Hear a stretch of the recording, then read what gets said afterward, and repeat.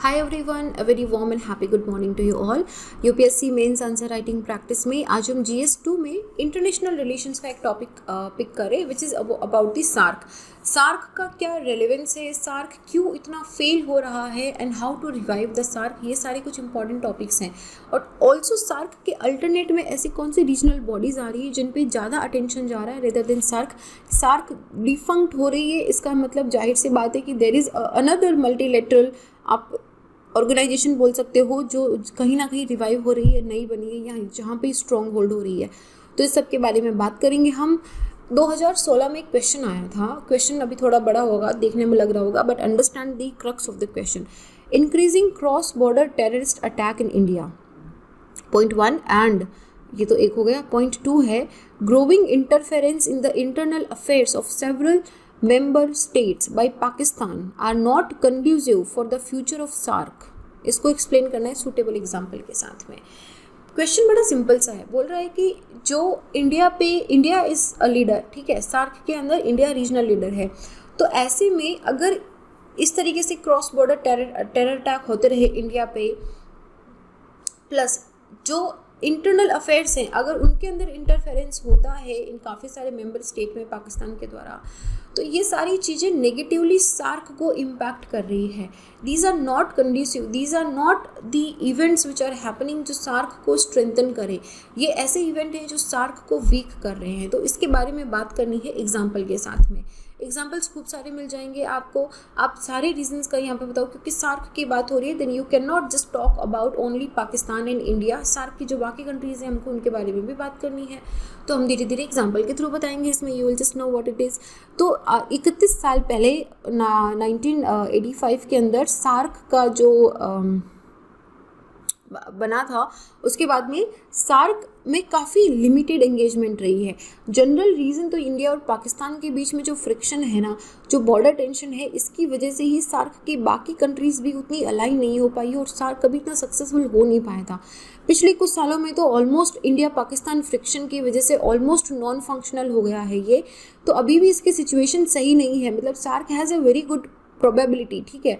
लेकिन अगर आप ये जो अटैक बाय अटैक हुए थे, जो क्रॉस बॉर्डर अटैक हुए थे इंडिया पे, जो इंडिया एडमिनिस्ट्रेटेड कश्मीर पे, जैसे उरी पे अटैक हुआ था, तो इसके बाद में इंडिया ने बहुत कंडेम करा पाकिस्तान को। इंडिया ने बोला कि ऐसे नहीं चलेगा एंड इट लुक्ड टू कि हम वर्ल्ड स्टेज पे इस्लामाबाद को आइसोलेट कर देंगे। तो जब 19th सार्क समिट हुई थी नवंबर 2016 में, तो इंडिया ने उसमें जाने से मना कर दिया था, उसने पीछे खींच लिया।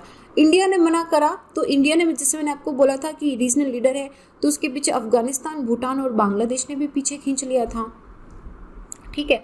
तो हुआ क्या था, उससे पहले देखो कि सार्क होता क्या है। सार्क 1985 में बनी थी, south Asian association of regional corporation. ये पूरे इस रीजन के अंदर, जिसके अंदर मेंबर हैं बांग्लादेश, अफगानिस्तान, भूटान, इंडिया, नेपाल, मालदीव्स, पाकिस्तान एंड श्रीलंका। ये साउथ एशियन कंट्रीज़ हैं। ये सारी साउथ एशियन कंट्रीज़ को एक साथ लाने के लिए, ताकि एक रीजनल कॉरपोरेटिव फ्रेमवर्क बने, एक रीजनल कलेक्टिव डिसीजन हो जो पूरे रीजन के डेवलपमेंट के लिए काम करे। तो 8 तो इसके मेंबर हैं, अफगानिस्तान, बांग्लादेश, भूटान, इंडिया, नेपाल, मालदीव्स, पाकिस्तान एंड श्रीलंका। 9 इसके ऑब्जर्वर हैं, जिसमें China, EU, Iran, Republic of Korea, Australia, Japan, Mauritius, Myanmar and USA। China and USA दो बहुत इंपॉर्टेंट ऑब्जर्वर्स हैं सार्क के, क्योंकि ये जो हम बात करते हैं ना इंडो पैसिफिक की, तो इंडो पैसिफिक इस सार्क के बिना यहाँ पे कंप्लीट नहीं होता, पर्टिकुलरली इंडिया के बिना कंप्लीट नहीं होता एक्चुअली। तो 2007 में India was chair of the SARC and that is known to be the most productive year the SARC has ever had।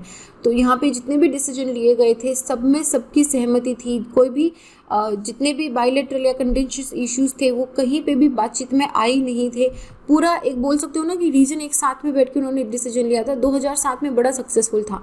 फिर 2017 में इस्लामाबाद के पास गई चेयर, तो 19वीं जो सार्क समिट हुई थी 2016 में, वो पोस्टपोन्ड हो गई थी, क्योंकि इंडिया ने बाहर निकला और इंडिया के बाहर निकलते ही अफगानिस्तान, भूटान और बांग्लादेश जो है वो भी बाहर निकल गए।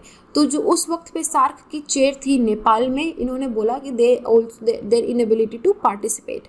तो क्या हुआ क्या था कि इंडिया ने बोला कि जो increasing cross border terror attack हो रहा है रीजन के अंदर और जो इंटरफेरेंस हो रहा है इंटरनल अफेयर्स के अंदर ऑफ द मेंबर स्टेट, तो ये कंड्यूसिव नहीं है समिट के लिए, ये सही बात नहीं है। और ऐसी प्रिवेलिंग सिचुएशन के अंदर गवर्नमेंट ऑफ इंडिया ऐसी किसी समिट के अंदर इस्लामाबाद में पार्टिसिपेट नहीं कर सकती। अभी अभी उन्होंने हमारा उरी में अटैक करा and that was a very high raised issue.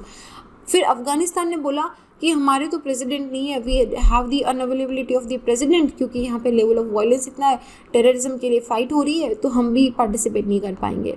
Then Bangladesh ने भी यही रीज़न दिया कि इसके इंटरनल मैटर, बांग्लादेश के इंटरनल मैटर के अंदर जो ग्रोइंग इंटरफेरेंस हो रही है किसी कंट्री की, वो उसकी वजह से हम नहीं आएंगे। भूटान ने बोला कि ये यार जो तुम्हारा टेररिज्म चल रहा है रीजन के अंदर बहुत एस्केलेशन हो गया, मुझे टेंशन हो रही है, मेरे कंसर्न है, इसलिए मैं नहीं आऊँगा।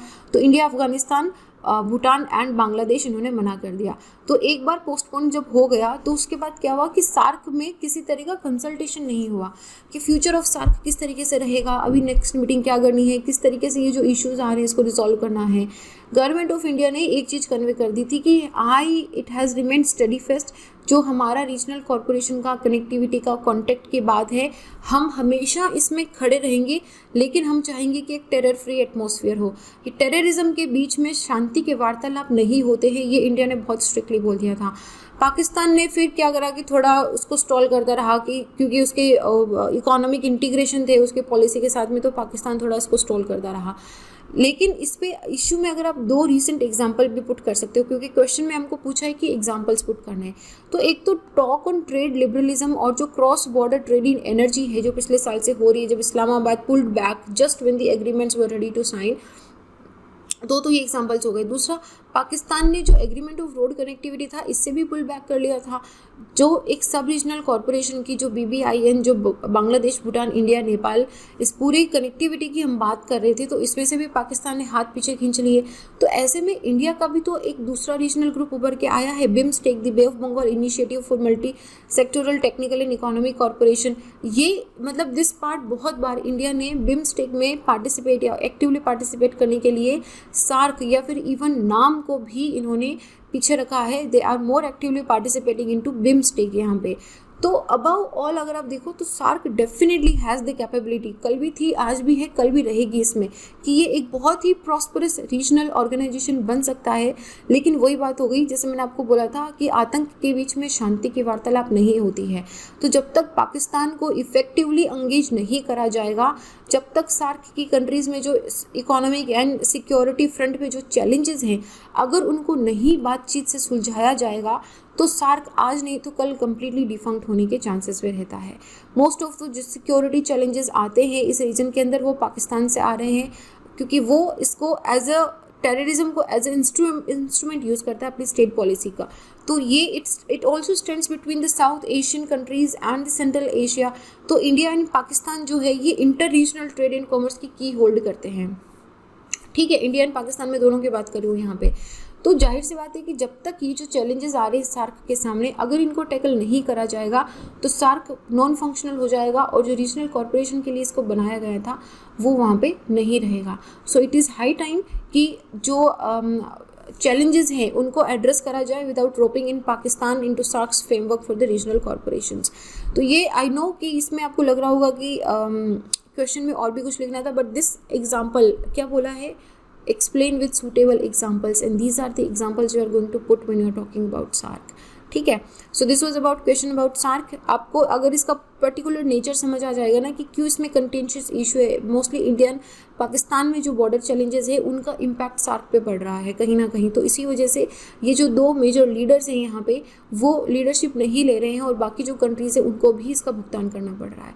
सो this was about the SAARC. I hope अभी क्लियर हो गया होगा आपको थोड़ा सा। All right, so this was it. मेरा नाम संतोष है। अगर आप मुझे जुड़ना चाहते हैं या आपको यूपीएससी से रिलेटेड कोई क्वेश्चन है which should be a very genuine question, please drop me a text on Instagram little_simple_budha and इस क्वेश्चन का PDF भी आपको टेलीग्राम से मिल जाएगा, आप यहाँ से डाउनलोड कर सकते हो। This is it. Stay happy, stay healthy. I will see you guys in the next. जय हिंद।